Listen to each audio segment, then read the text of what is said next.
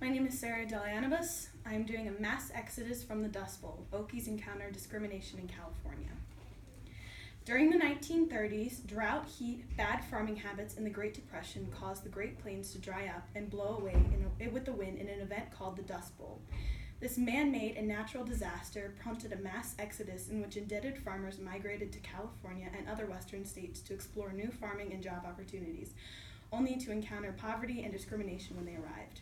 Whatever the difficulties, this migration led to an exchange in cultural beliefs between Okies and Californians and caused farmers to be more aware of their environmental impact by transforming traditional farming methods.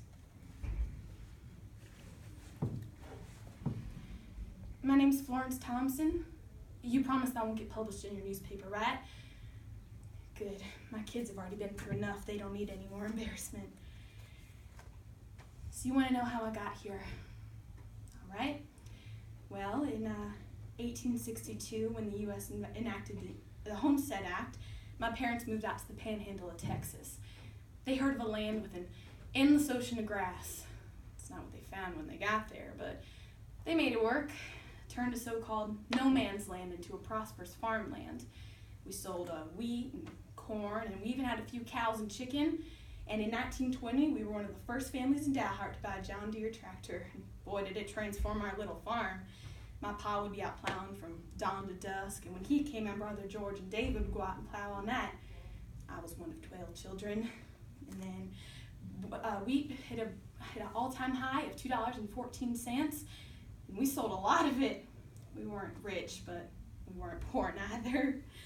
Of course, I got older, and I married Lewis, and we had Ruth and James and Mary, and we bought ourselves a nice little farm in Dalhart. We sold our wheat for $1.50 a bushel, and times were good. Then, in October of 1929, the market crashed, and the price for a bushel went down to $1.75, and it never stopped seemed to going down. We tried to grow more wheat to make up for the money that we had lost, but pretty soon we were growing more wheat than we could sell. It started to rot at the train station, and we weren't making any money for it. Meanwhile, in the fields, Mother Nature was not taking kindly to our frantic tear-up. We'd always had droughts in the plains, a couple of bad ones in 1895 and another bad one in 1912, but none this bad and certainly none this long. All the topsoil we had exposed with our tractor and all our hard work just dried up and blew away. The first dust storms came in 1932. And I remember I was inside washing dishes when my Ruth tells me to come outside. I see this dark black wall of dust just rolling in from the horizon, and I thought the world was ending, I'm not gonna lie. No matter the conditions, we kept farming, and Mother Nature wasn't gonna stop us. We had a family to feed, but the dust kept coming. And on April 14th of 1935 was the worst dust storm of them all. It was called Black Sunday, and rightfully so. The dust got everywhere. We tried to put gum strips and wet paper and wet cloths in the window just to keep all the dust out, but you couldn't escape it. You went outside and it felt like sandpaper on your face, and after a couple storms, all the paint on your car would be chipped off. A newspaper man in Washington, D.C. called it the Dust Bowl, and the name just stuck. And then in January of 1937, we lost our Ruth to the Dust Bowl. Something the doctors called dust pneumonia. The dust got stuck in her lungs, and she couldn't breathe, and I had to watch my daughter choke until her very last breath. So, once my mom and pa moved out to California, I told my Lewis that there was nothing left for us in Texas, so we loaded up our jalopy and we took Route 66 to California. We wanted to take part in this Garden of Eden we kept hearing about. We arrived in the San Joaquin Valley in March of 1937, and I felt like a criminal when we came to the border. The police was searching our car, and he called me an Okie. That was the first time I'd ever heard that word. And I said, "Sir, I'm from Texas. I'm not from Oklahoma." And he said, "Oh, y'all immigrants are the same." And I never forgot that. See, we tried looking for farms out in California when we got there, and all we could find was plantations. So homeless, we ended up here in the weed patch FSA camp outside of Bakersfield. That was created by Roosevelt's New Deal. And I'd say we were lucky because most camps were out in irrigation ditches outside of town. But we had food and shelter, and my kids could go to school, and we even had a swimming pool. That's not to say it was perfect, though. It was full of one-room cabins and tents that housed about 300 people, and the whole thing was crawling with diseases like typhoid fever and smallpox, malaria, tuberculosis, and there were hospitals in Bakersfield, but they usually didn't treat us Okies. One time I took my James out there for a broken arm, and they wouldn't serve us because that we were Okies. I read in the newspaper once that Los Angeles County alone transient relief costs more than $70,000 a month.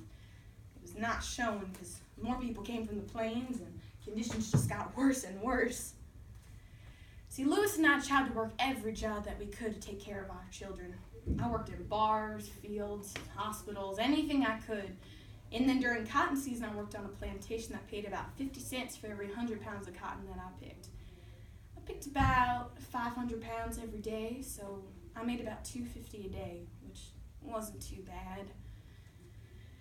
Now, Californians didn't really like us because we took all their low-paying jobs. See, I worked on a fruit farm once, and they grew too much wheat than they could sell. So, naturally, I thought they'd give us to Okies as we were starving, but they just burned it. And then another time, my boss there, he wouldn't let us sing or whistle or speak while we worked. He said it distracted us, but I think they just wanted us to quit so we would leave. We faced more discrimination in school and in public. My children were constantly harassed at school. My James got a black eye because a kid said he talked and dressed funny.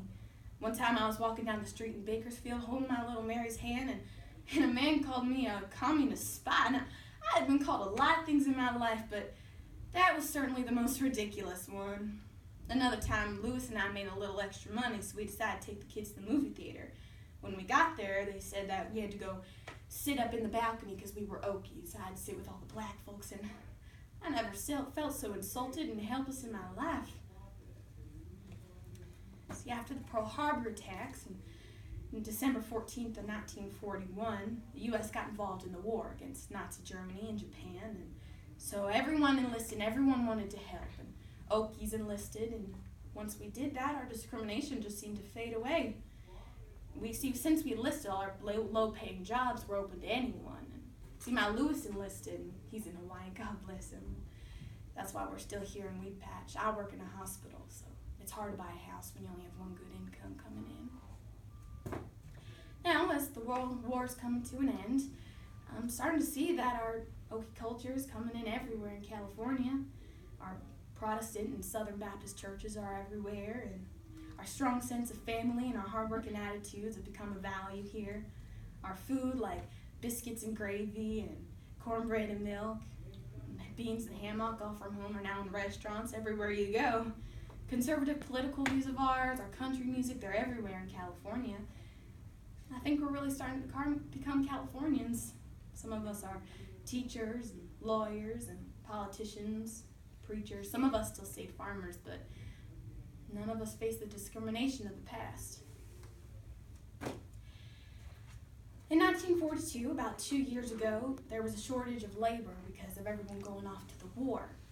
So the U.S. government enacted the Bracero program. This calls Mexicans to come in from the south and help out on the farms where there was no work because no one was there. See, I worked with some of them, and they said that they faced the same discrimination that we did. I hope someday it ends. I hope someday they become Californians like us. Well, that's my story. And you promise my name won't get published, right?